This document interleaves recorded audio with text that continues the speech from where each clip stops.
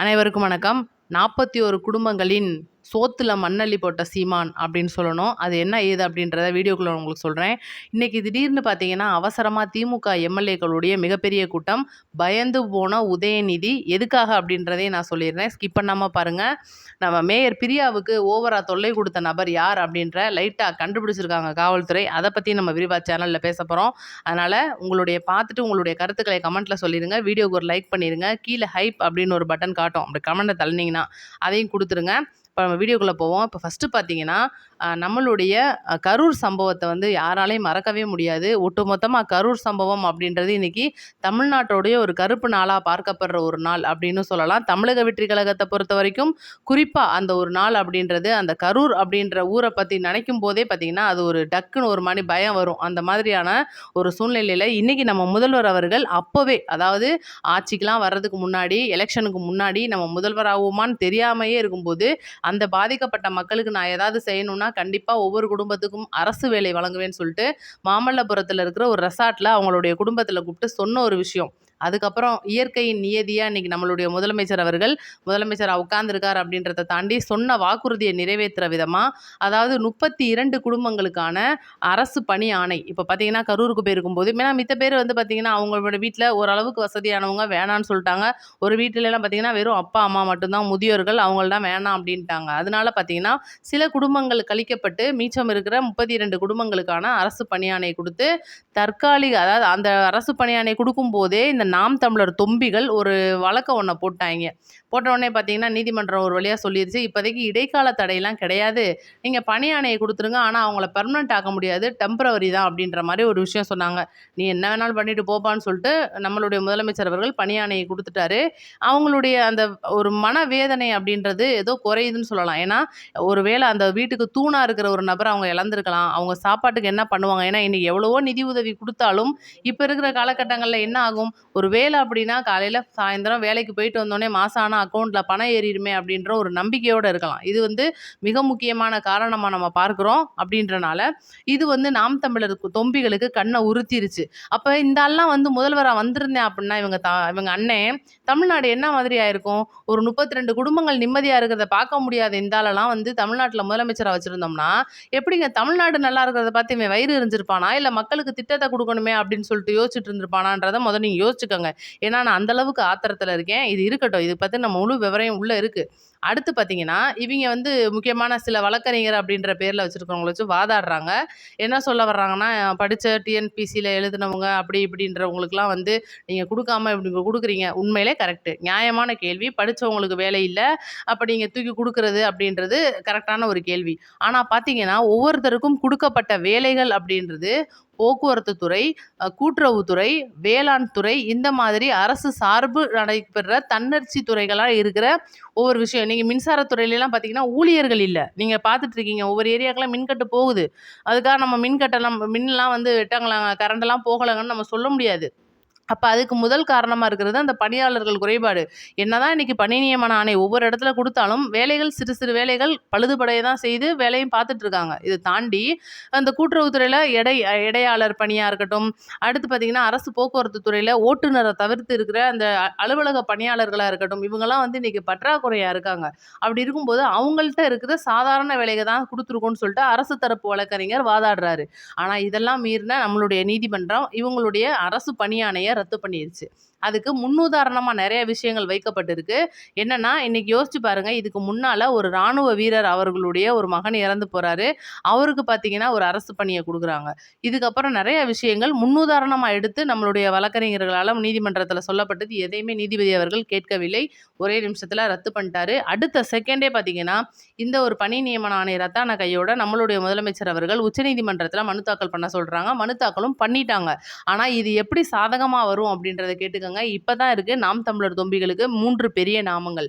நான் சொன்ன மாதிரி இந்த துறைகளில் தான் அவங்களுக்கு வேலை கொடுத்துருக்காங்க. அப்படின்றனால இது அரசு துறையாகவே இருந்தாலும் தன்னிச்சையாக நடைபெற அந்த ஒரு விஷயங்கள் அப்படின்றனால டெய்லி வேஜஸ் மாதிரியான வேலைகள் தான் அவங்களுக்கு கொடுத்துருக்கப்பட்டிருக்கனால இதில் எந்த பாதிப்பும் வராது. அவங்களோட வேலைகள் அப்படின்றது தொடர்ந்து நடைபெற போது. ஒரு சில பேர் பார்த்தீங்கன்னா வேற துறைகளில் இருக்காங்க, அவங்களுக்கும் வேற இப்போ அந்த பணி ஆணை மாற்றம் கொடுத்துட்டாங்க அப்படின்னா அவங்களுக்கும் எந்த பிரச்சனையும் கிடையாது. இதுதான் நாம் தமிழர் தொம்பிகளுக்கு சிறப்பான ஒரு செருப்படியா இருக்கும் அப்படின்றது தான் நம்மளுடைய பதில். ஏன்னா, இன்னைக்கு இந்த கார்த்திகா மாதிரியான ஆட்கள்லாம் நீங்க பார்த்துருப்பீங்க. அப்படியே துள்ளி குதிக்கிறாய்ங்க. இவைங்களலாம் வந்து ஒரு காலத்தில நம்ம பாவப்பட்டோம். ஒரு பொண்ணெல்லாம் வந்து பார்த்தீங்கன்னா, எலக்ஷன் டைம்ல அந்த பொண்ணு கூட ஃபாத்திமான்னு நெனைக்கிறேன். நாகப்பட்டினத்தில மாசமா இருக்கிற 8 மாச பொண்ண அந்த திமுக காரைங்க அடிச்சு போட்டு அந்த பொண்ணுக்கு காயமாகி, அந்த பிள்ளை என்ன ஆச்சோ, ஏதாச்சோன்னு தெரியாம நாங்கலாம் வந்து அவ்வளோ தூரம் வந்து பார்த்து பதறி அதுக்காக ஆதரவாலாம் வீடியோ போட்டிருந்தோம். ஏன்டா இப்படிலாம் பண்றீங்கன்னு சொல்லிட்டு. ஆனா இந்த சீமான் அவர்கள் இன்னைக்கு பார்த்தீங்கன்னா, அரசோட செலவுல அறிவாலயம்ன்ற பேர்ல இப்போ ஒண்ணு கட்டிக்கிட்டு இருக்காய்ங்க. அது வந்து அப்ப அரசா இருக்கும்போது. அடுத்து பார்த்தீங்கன்னா, லட்சக்கணக்குல கோடிக்கணக்குல வந்து கலைஞருடைய சமாதி கட்டுனாய்ங்க. 80,00,00,000 ரூபாயிலேருந்து 100,00,00,000 ரூபாய் வரைக்குமான பேனா மொனை அது மழுங்கி போன பேனாவுக்கு வேற ஒரு பெரிய செலவு வச்சாய்ங்க. எவ்வளோ விஷயங்கள திமுக வந்து அவ்வளோ தூரம் வரிசையா அடுக்கிக்கிட்டே வந்துச்சு.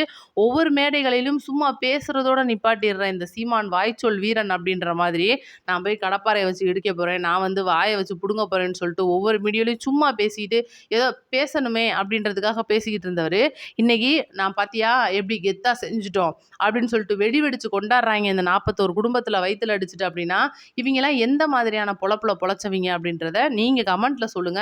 அடுத்து முக்கியமான விஷயமா நான் நெறைய பேர்ட்ட கேட்கணும் அப்படின்னு நெனைக்கிற ஒரு கேள்வி, தனுஷ் வந்து இப்ப அரசியலுக்கு வந்திருக்கிறாப்ல. உங்களுக்குலாம் எப்படி தோணுது? இத பத்தின கமெண்ட்ட கமெண்ட்ல சொல்லிருங்க. இதெல்லாம் தாண்டி நேத்து தனுஷ் பேசுனத பார்த்திருப்பீங்க. எனக்கு அந்த ஆள் பேசுனது பிடிக்கல. அதனால தான் நான் அத பத்தி பேச விரும்பல.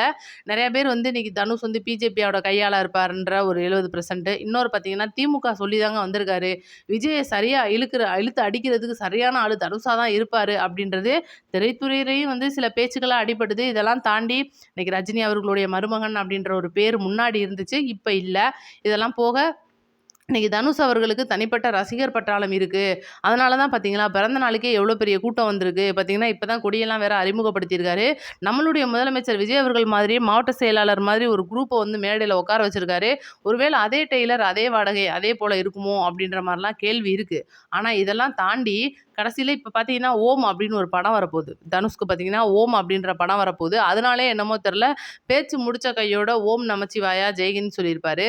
எப்படி இதெல்லாம் வந்து நாராசமா இல்லையா? இது அவைங்களுக்கே வந்து தோணுமா? தோணாதா? எப்படி அதாவது கொஞ்சம் கூட கூச்சமே இல்ல அப்படின்னு சொல்லணும். அந்த மாரி தான் இன்னைக்கு ஓம் அப்படின்னு சொல்லிட்டு, ஓம் நமச்சிவாயான்னு சொல்லிட்டு, ஒரு மதத்த மட்டுமே குறிப்பிட்டு சொல்றாரு அப்படின்னா, அப்ப அந்த ஒரு மதத்தோடைய ஓட்டுகள் மட்டும் போதும்னு நினைக்கிறாப்லயா? இல்ல 2வதா சொல்ற ஜெய்ஹிந்த் அப்படின்ற அடிப்படையில இந்தியர்களோட ஒட்டுமொத்த தமிழர்களோட ஓட்டு வேணும்னு நினைக்கிறாப்லயா? தமிழ் வாழ்க சொல்லியிருக்கலாம். தமிழ் வளர்கள் சொல்லியிருக்கலாம். தமிழ் தாய் வாழ்த்து பாடுறதோட அந்த விழாவ ஆரம்பிச்சிருக்கலாம். நெறைய விஷயங்கள் இருக்கு தனுஷ கேட்கறதுக்கு. இன்னைக்கு இப்ப தான் வந்திருக்காரு அப்படின்றனால நம்ம பொறுத்திருப்போம் அப்படின்றதுனால நான் எதுவுமே பேசல.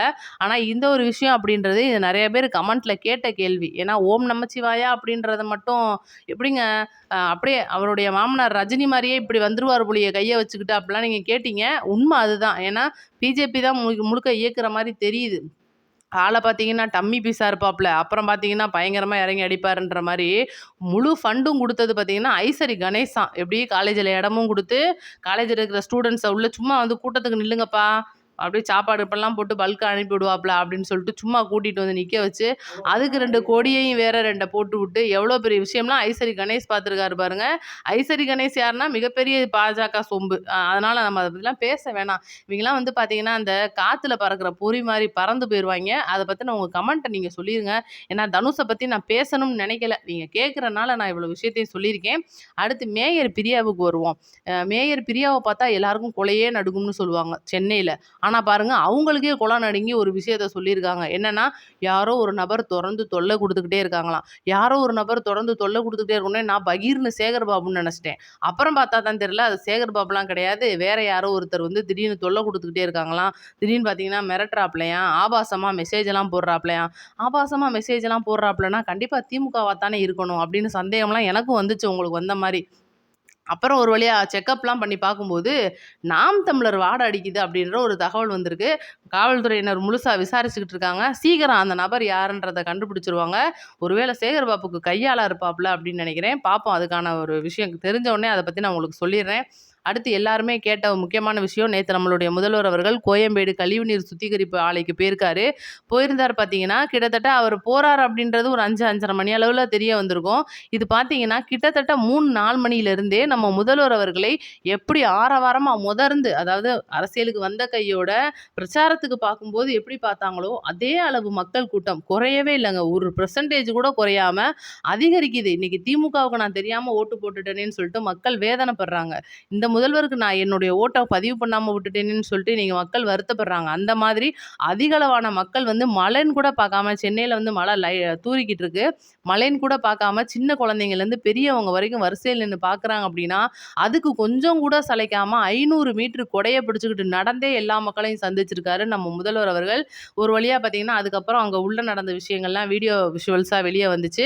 அங்க என்னென்ன மாதிரியான அந்த ஜவ்வூடு பரவல் முறை, இதெல்லாம் வந்து எப்படி இந்த தண்ணி இப்படி ஆகுது, இங்க செயல்படுற தண்ணி வந்து தொழிற்சாலைகளுக்கு அனுப்பப்பட்டு நிலத்தடி நீரை வந்து அவங்க உரியிறத தடுக்கிறதுக்கும் நிறைய விஷயங்களுக்கும் இந்த தண்ணி உதவுது அப்படின்றத முழு விளக்கமா அங்க இருக்கிற அதிகாரிகள் நம்மளுடைய முதல்வர் அவருக்கு பார்த்தீங்கன்னா விளக்கமா கொடுத்துருக்காங்க. இது அடுத்து தொடர்ச்சியா இப்போ வரைக்கும் 19 மில்லியன் வந்து ஒரு நாளைக்கு சுத்திகரிப்பு பண்றாங்க. இது அதிகரிக்கணும். அப்பதான் வந்து மக்களுக்கு வந்து அந்த நிலத்தடி நீருடைய அந்த தன்மை வந்து சென்னையில நிறைய இருக்கும். குடிநீர் தட்டுப்பாடு வராதுன்னு சொல்லிட்டு ஏகப்பட்ட விஷயங்கள். இனிமேல் சென்னையில எவ்வளோ பெரிய மழை வந்தாலும் அந்த மழைநீர் வடிகால் அப்படின்றது திமுக காலகட்டங்களெல்லாம் நீங்க பார்த்துருப்பீங்க. இதே விஷயத்த சொல்லியிருப்பாங்க. ஆனா செஞ்சிருக்க மாட்டாங்க. இன்னைக்கு நம்ம முதல்வர் அவர்கள் இறங்கி வேலை பார்த்துக்கிட்டு இருக்காப்புல. இந்த ஒரு விஷயம் அப்படின்றது வரக்கூடிய இந்த நவம்பர், டிசம்பர் மாசம்லாம் பார்த்தீங்கன்னா, அதிகமா சென்னையில மழைப்பொழிவு இருக்கும். இதுல இருந்து மிகப்பெரிய அளவுல சென்னைய காப்பாத்துறதுக்கான அனைத்து திட்டங்களையும் இன்னைக்கு கையில வச்சிருந்து, மிகப்பெரிய விஷயத்த செய்றதுக்காக ரெடி ஆயிட்டு இருக்காங்க. அடுத்து முக்கியமான விஷயத்துக்கு வருவோம். நம்ம மரிய வில்சன் அமைச்சர் வந்து இப்ப ஆகஸ்ட் 5ஆம் தேதி பட்ஜெட் தாக்கல் பண்றாரு அப்படின்றதெல்லாம் தாண்டி, ஊழல் பட்டியலை வெளியிடுவேன்னு வேற சும்மா இருக்காம சொல்லிட்டாப்புல. தெரியாம சொல்லியிருந்தா கூட இவங்கலாம் உள்ள வந்திருப்பாய்ங்க, வச்சிருந்து போட்டு பொளந்திருக்கலாம். அப்புறம் பார்த்தா இவர் வந்து சொல்லிட்டாரு. 5ஆம் தேதி நாங்க ஊழல் பட்டியலை வெளியிட போகணும்னே பூரா பேருக்கும் டவுசர் நனைஞ்சிருச்சு. ஐய்யய்யோ! என்னடா பண்ணி வச்சிருக்கீங்க? முதல்ல எல்லாத்தையும் சரி பண்ணுங்கன்னு சொல்லிட்டு வெளியர்களுக்கு ஆளுக்கெல்லாம் சரி பண்ணியாச்சு. உள்ள ஒருத்தர் இருக்காப்லயே, அவருக்கு யார் போய் சொல்லுவா? என்ன பண்ணியிருக்காப்ல? எங்கன பதுக்கியிருக்கிறாப்லன்னு நான் போய் கேட்டு வரேன்னு சொல்லிட்டு, உதயநிதி இன்னைக்கு ஜெயிலுக்குலாம் போயிருக்கிறாப்ல. சீக்கிரம் போகக்கூடிய இடம் தானே, போய் அங்கேயே இருக்க போறாப்ல அப்படின்னு நினைச்சா, சும்மா தான் போய் பார்த்துட்டு மட்டும் வந்திருக்கிறாப்லயாம். பார்த்துட்டு வந்துட்டு இடம்லாம் நல்லா வசதியா இருக்கான்னு பார்த்துருக்கிறாப்ல. ஏதோ வசதி குறைவா இருக்கும் போலுக்க ஜெயலலிதா சொல்லியிருக்காப்ல. அண்ணா இப்படி இப்படி கொஞ்சம் பண்ணி வைங்க, சீக்கிரம் வந்துடுறேன்னு சொல்லியிருக்கிறாப்ல. வெளியில வந்த உடனே பார்த்தீங்கன்னா, எம்எல்ஏக்களுடைய, அதாவது திமுக எம்எல்ஏக்களுடைய ஒரு கூட்டம் நடைபெற போகுது இன்னைக்கு. அதுக்கான ஒரு மிக முக்கியமான விஷயம், அறிவாலயத்தில என்னன்னா, அந்த ஊழல் பட்டியல்ல யார்ப்பா சிக்கியிருக்கீங்க, எதுவும் பண்ணியிருக்கீங்களான்னு சொல்லிட்டு ஸ்டாலின் முன்னிலையில மிகப்பெரிய மீட்டிங்லாம் இருக்க போகுது. அதுவும் முடிஞ்சோனே அடுத்தடுத்த நோட்டிஃபிகேஷன் ஆன் பண்ணி வைங்க. அடுத்தடுத்த வீடியோல வந்துடுறேன். உங்களுடைய கேள்வி எதுனா இருந்தா கமெண்ட்ல கேளுங்க. நன்றி, வணக்கம்.